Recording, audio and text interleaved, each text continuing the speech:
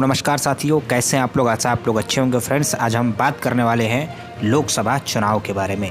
लोकसभा के चुनाव 2024 में होंगे। उससे पहले मैं आपको दक्षिण भारत के कुछ राज्यों को ओपिनियन पोल आपको बताने वाला हूं। दक्षिण भारत में तेलंगाना, कर्नाटक, आंध्र प्रदेश, तमिलनाडु, केरल और एक केंद्र शासित प्रदेश पुदुचेरी है, जिसमें तेलंगाना में 28 सीटें, कर्नाटक में 17 लोकसभा की सीटें, आंध्र प्रदेश में 25, तमिलनाडु में 39 और केरल में 20 और पुदुचेरी में 1 सीट है। तो लोकसभा के कुल इन दक्षिण भारत की सीटों का ओपिनियन पोल क्या कहता है? क्या भारतीय जनता पार्टी को दक्षिण भारत में बड़ी जीत मिल पाएगी, या छोटे दल या फिर कांग्रेस और क्षेत्रीय पार्टियां मिलकर भारतीय जनता पार्टी को दक्षिण भारत में शिकस्त दे पाएंगे? चलिए, हम सबसे पहले बात करेंगे तेलंगाना के ओपिनियन पोल की कि लोकसभा चुनाव 2024 में तेलंगाना में क्या होने वाला है। तेलंगाना की अगर हम बात करें तो तेलंगाना में लोकसभा की कुल 17 सीटें हैं। चलिए, कौन सी पार्टी कितनी सीटें जीत सकती है उसकी बात करेंगे, लेकिन उसके पहले हमने कुछ सर्वे किया है प्रधानमंत्री को लेकर। तो देखिए, पहला जो हमारा सवाल था कि भारत का जो है कि अगला प्राइम मिनिस्टर आप किसे देखना चाहते हैं। सबसे पहले प्रधानमंत्री मोदी की बात कर लें तो मोदी के पक्ष में 38% लोगों ने वोट किया है। तो ऑनलाइन ओपिनियन में 38% लोग प्रधानमंत्री नरेंद्र मोदी के साथ गए। वहीं बात करें राहुल गांधी की, तो राहुल गांधी को 40% लोगों ने पसंद किया हुआ है। अन्य की बात करें तो अन्य के पक्ष में 22% लोगों ने वोट किया है।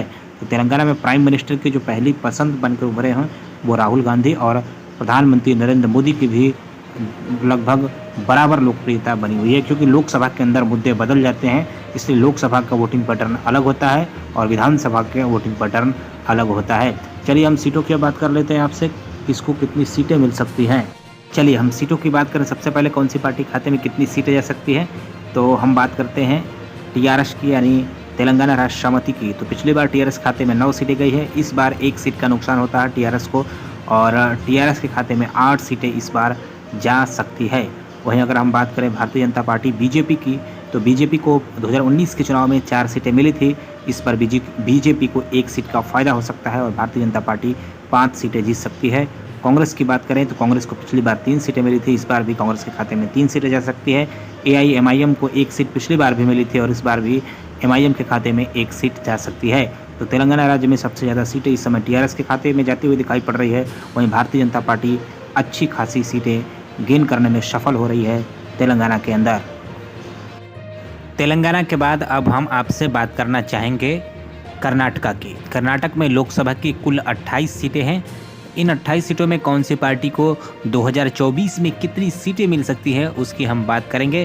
तो सबसे पहले हम आते हैं यहाँ पे प्राइम मिनिस्ट्रियल फेस के बारे में। तो नरेंद्र मोदी, राहुल गांधी और अदर्स हमने यहाँ पे रखा है कर्नाटक में। तो देखिए, यहाँ पे नरेंद्र मोदी को सबसे ज़्यादा लोगों ने पसंद किया है। 52% लोगों ने नरेंद्र मोदी को पसंद किया है। वहीं बात करें हम राहुल गांधी की, तो राहुल गांधी के पक्ष में 40% लोगों ने ऑनलाइन वोटिंग की है। वहीं अन्य के पक्ष में 8% लोगों ने वोट किया है। तो इस तरीके से आप देख सकते हैं कि कर्नाटक में प्रधानमंत्री नरेंद्र मोदी की लोकप्रियता 50% से भी ज़्यादा है हमारे ऑनलाइन ओपिनियन में। अब हम बात करेंगे सीटों की, किसको कितनी सीटें मिल सकती है। चलिए, हम सीटों की बात करें तो सबसे ज़्यादा सीटें यहाँ पे भारतीय जनता पार्टी यानी बीजेपी को मिलती दिखाई पड़ रही हैं। बीजेपी के खाते में 24 सीटें यानी 24 सीटें जा सकती है। भारतीय जनता पार्टी 24 सीटें जीत सकती है। वहीं कांग्रेस की बात करें तो 2024 के लोकसभा चुनाव में कांग्रेस के खाते में कर्नाटक से 3 लोकसभा की सीटें आ सकती है। वहीं जेडीएस यानी जनता दल सेकुलर की बात करें तो देवगौड़ा की पार्टी को भी 1 सीट मिल सकती है। तो कर्नाटक में 28 सीटों में सबसे ज़्यादा भाजपा को सीट मिल रही है। नेक्स्ट हम अगले राज्य की बात करें तो अगला राज्य है आंध्र प्रदेश। आंध्र प्रदेश में लोकसभा की कुल 25 सीटें हैं। इन 25 सीटों में कौन सी पार्टी कितनी सीटें जीत सकती है इसकी बात करें तो फिलहाल की जो वर्तमान स्थिति है उसमें वाईएसआर कांग्रेस सबसे ज़्यादा सीटें जीतती हुई नजर आ रही है। वाईएसआर कांग्रेस के खाते में 25 में से 21 सीटें जा सकती है। वही बात करें हम भारतीय जनता पार्टी यानी बीजेपी की, तो बीजेपी 1 सीट आंध्र प्रदेश में जीत सकती है, यानी अपना खाता खोल सकती है। वहीं तेलुगु देशम पार्टी यानी टीडीपी की बात करें तो चंद्रबाबू नायडू की पार्टी टीडीपी 3 सीटें जीतने में कामयाब होती हुई दिखाई पड़ रही है। वहीं कांग्रेस पार्टी का खाता नहीं खुल रहा है, यानी आंध्र प्रदेश में इस बार फिर से सबसे ज़्यादा सीटें वाईएसआर कांग्रेस जीतने में सफल होती हुई दिखाई पड़ रही है। चलिए हम बात कर ले अगले राज्यों की। तो इसमें अगला राज्य है तमिलनाडु, केरला और पुदुचेरी। साउथ के इन राज्यों में अगर हम बात करें तो तमिलनाडु में 39 लोकसभा की सीट है, केरल में 20 और पुदुचेरी जो कि केंद्र शासित प्रदेश है यहाँ पर लोकसभा की 1 सीट है। तो सबसे पहले हम देखेंगे कि प्रधानमंत्री नरेंद्र मोदी, राहुल गांधी और अन्य में किसकी लोकप्रियता इन राज्यों में सबसे ज़्यादा है। हम देख लेते हैं प्रधानमंत्री कैंडिडेट के रूप में किसको जनता सबसे ज़्यादा पसंद कर रही है। तो सबसे पहले हम बात करेंगे तमिलनाडु की। तो तमिलनाडु की बात करें तो यहाँ पे नरेंद्र मोदी के पक्ष में 32 यानी 32% लोगों ने वोट किया है ऑनलाइन। अगर वहीं हम बात करें राहुल गांधी की तो राहुल गांधी के पक्ष में 56% लोग जाते हुए दिखाई दे रहे हैं और अन्य के पक्ष में 12% लोग जाते हुए दिखाई पड़ रहे हैं। तो देखिए तमिलनाडु की अगर हम बात करें तो AIADMK और भारतीय जनता पार्टी एक साथ है, यानी एनडीए गठबंधन वहाँ पे 2 दलों के साथ जो है, जो प्रमुख दल वहाँ पर है वो एक साथ है, इसलिए प्रधानमंत्री नरेंद्र मोदी के पक्ष में 32% वोट दिख रहा है। वहीं अगर हम बात करें राहुल गांधी की तो इनके पक्ष में 56% वोट परसेंट दिख रहा है। तो इसके पीछे का सबसे बड़ा कारण है DMK, क्योंकि DMK और कांग्रेस वहाँ पे तमिलनाडु में एक साथ है। इसके साथ ही और कई छोटे दल हैं जिनका गठबंधन है और अन्य के पक्ष में भी 12% लोगों ने वोटिंग यहाँ पे की है। तो तमिलनाडु में जो है कि DMK उनका गठबंधन यानी राहुल गांधी का जो गठबंधन है तो इनको ज़्यादा पसंद कर रहा है, राहुल गांधी को 56%, इसीलिए यहाँ पर आपको वोट दिखाई पड़ रहा है। नेक्स्ट हम बात करें केरल की। तो केरल की बात करें तो देखिए केरल में प्रधानमंत्री नरेंद्र मोदी के पक्ष में 18% लोगों का जो कि ओपिनियन आया है, 18% लोगों का मानना है कि प्रधानमंत्री नरेंद्र मोदी को बनना चाहिए। वहीं देखिए राहुल गांधी की बात करें तो राहुल गांधी के पक्ष में 58 यानी 58% लोगों ने वोट किया है। वहीं हम बात कर लें अगर यहाँ पे अन्य की तो अन्य के पक्ष में 24 यानी 24% लोगों ने वोट किया है। तो यहाँ पर भी राहुल गांधी की केरल में लोकप्रियता ज़्यादा है। चूँकि लोकसभा चुनाव के नज़रिए से ये पोल है इसलिए राहुल गांधी को ज़्यादा लोगों ने पसंद किया। आदर्श में कम्युनिस्ट पार्टी के वोटर्स हो सकते हैं। वहीं भारतीय जनता पार्टी के प्रधानमंत्री नरेंद्र मोदी के पक्ष में 18% लोगों ने अपनी दिलचस्पी दिखाई है। तो यहाँ पे केरल में भी कांग्रेस यानी UDF गठबंधन जो है उसको ज़्यादा लोगों ने पसंद किया है और LDF गठबंधन के पक्ष में 24% और NDA के पक्ष में 18% लोगों ने वोटिंग किया है।